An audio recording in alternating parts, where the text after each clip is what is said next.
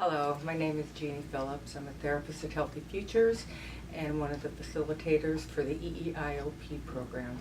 So I want to give you a little background about the program, what you can expect, what you're going to learn about yourself. So the first thing I would want you to think about is how many diets have you all been on? And how many diets have worked for you?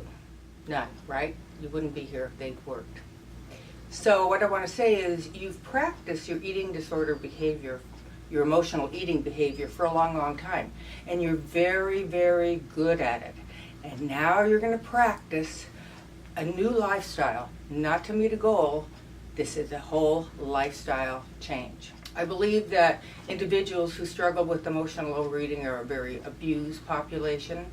The dieting industry is a $55 billion industry that's guaranteed to fail, that keeps making money, drawing people into feeling shame and guilt.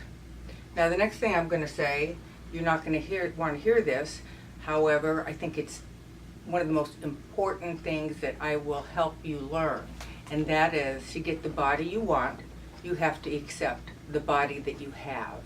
You were born with this body and you're going to die in this body. So you might as well make friends with it now because there's no divorcing it. What we practice here is mind-body congruence. Get out of your head and listen to your body because the body doesn't lie. Many of my patients say they don't have any cues. They don't know when they're hungry. Well, my question to you is this. Do you know when you're emotionally hungry or physically hungry? If you start eating and you're not physically hungry, you have no cue to stop. So what are the reasons that people overeat? Typically, mad, sad, glad, bored, Monday, Tuesday, Wednesday, Thursday, Friday. They haven't been able to differentiate the difference between physical and emotional.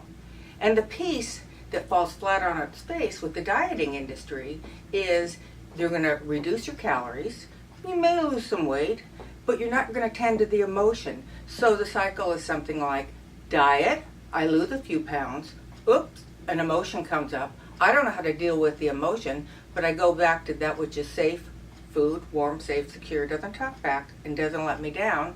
Then I get into body loathing, guilt, and shame, and I start the diet cycle all over again. Our piece is to do the emotional piece. We've been taught typically to push our feelings down and look for instant gratification. And when people see us being uncomfortable, they want to give us instant gratification. It's okay to feel a feeling. No one's going to die from a feeling. I believe that recovery from emotional eating is probably more difficult than any of the other behaviors out there. And why I say that is, with the alcoholic is addicted to the alcohol. The emotional eater is addicted to the behavior.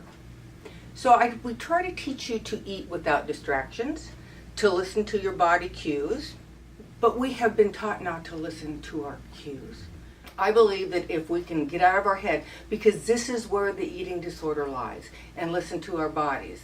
The bodies don't lie. For the first time, we're going to be asking you to feel feelings and sit with the feelings.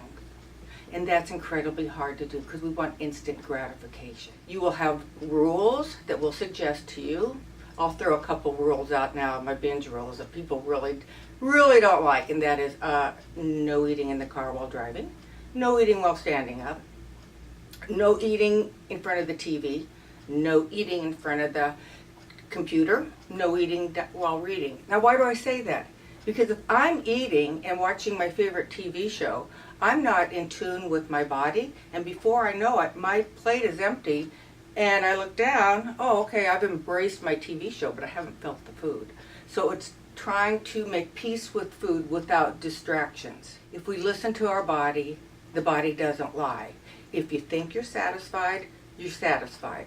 If you go to the refrigerator when you're not hungry, I want you to think about what's going on here. Do a stop-drop roll. What am I feeling?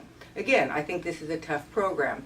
It's a wonderful program. You have the ability to work with your individual therapist, the dietitian, DBT groups, process groups, and I think the most wonderful piece of this is you will be in a room with people who, when you talk, they're going to go like this. They get it. They get it. And maybe for the first time, they're really being heard or can speak their truth. So again, this is an overnight recovery. It's going to take time. I believe that eating disorder started a long time before you really acted out on it, but I invite you to come to our program and see what you can learn about yourself. Because I do believe there's a recovery out there, and I also believe, like I said at the beginning of the video, this is not a goal. This is about a lifestyle change.